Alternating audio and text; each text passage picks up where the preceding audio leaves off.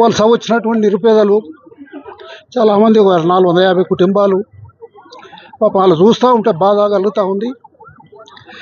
నిజంగా సిపిఐ ఆధ్వర్యంలో పేదలకు గుడిసెలు ఇచ్చిన వాస్తవం గత 3 సంవత్సరాల నుంచి. తర్వాత వాళ్ళు అనుకోకుండా ఈరోజు ఉదయం మేము అన్ని జాగ్రత్తలు తీసుకుంటున్నాం, అయినప్పటికీ కూడా ఇది శత్రువుల పని అనేది మాకు అనుమానం ఉంది. వాళ్ళు ఈ గుడిసెలు తీసేయడానికి వాళ్ళు అసలు ఈ భూమి రికార్డులు ట్యాంపరింగ్ చేసి మా పట్టా భూమి అనేది వాళ్ళు చిత్రీకరణ చేసుకొని కోట్ల చుట్టూ తిరుగుతూ ఉన్నారు, పోలీసుల చుట్టూ తిరుగుతూ ఉన్నారు. ఖాళీ చేపించడానికి సర్వ ప్రయత్నాలు కూడా చేసినారు. ఒక సందర్భంలో వాళ్ళు వస్తేనే కూడా మేము ఎదుర్కొని ప్రజలంతా మేము పంపించినాం. కానీ ఇది పిరికి పంద చర్యగా నేను భావిస్తా ఉన్నాం. మానవత్వం ఉన్నోడు ఇటువంటి దుర్మార్గమైన పనులు చేయకూడదు. ఒకటి ఏంటంటే ప్రాణ నష్టం జరగలేదని మేము అదొక పెద్ద అదిగా భావిస్తూ ఉన్నాం. మెయిన్ ఏంటంటే సర్వం కోల్పోయిన దాదాపుగా 450 నుంచి 500 కుటుంబాలు కోల్పోవడం అనేది చాలా బాధ కలుగుతూ ఉంది.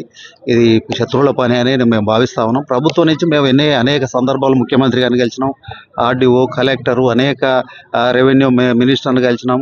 ఎన్ని సభలు వాళ్ళు కోర్టుల కేసులు ఉన్నాయి కాబట్టి న్యాయం చేయలేకపోతున్నాం అనే మా సందర్భాలు చెప్పినారు. ఏదేమైనా ప్రభుత్వం తలుచుకుంటే ఇది కాదు. ఇవాళ భూస్వాములు ఈ ట్యాంపరింగ్ల ద్వారా వాళ్ళు అన్లీగల్గా హక్కులు మావనే దాని మీద కొట్లాడి ఈ రకంగా ఇబ్బంది వేలాది మంది వాళ్ళ 8,000 గుడిసెలు ఉన్నాయి. 8,000 గుడిసెలు ఇక్కడ నివాసం ఉంటున్నారు. నీళ్లు లేవు. మన బోరు వేస్తే ఆబ్జెక్షన్ చేసి పోలీసు వాళ్ళు వచ్చి రాత్రి 12 గంటలకు వచ్చేసి మొత్తం సీజ్ చేసినారు. అంటే బోరు వేయకుండా పంపించేసినారు. ఇక్కడ నీళ్లు వాళ్ళు నేను ఒకటే అంటున్నా, ఈ రాజ్యాంగం అంబేద్కర్ గారు ఇచ్చిన గొప్ప రాజ్యాంగం పేదలను ఉద్దేశించి ఏ చట్టాలు ఏమున్నా ఎన్ని కేసులున్నా కనీసం మనిషి అనేటు 8,000 మంది వహిస్తున్న దగ్గర కనీసం మౌలిక మంచినీళ్ళు అడుగుతున్నాం. ఏం వాళ్ళని బిర్యానీ పొట్లాలు అడగలే, లేకపోతే బిల్డింగ్లు భవనాలు జూబ్లీ హిల్స్లో మాకు పాలు పంచేయమని అడగలే. మేము ఒక పేదల కనీసం మంచినీళ్ళు ఇస్తే ఇక్కడ కరెంటు తీసుకొని ఇస్తలేరండి.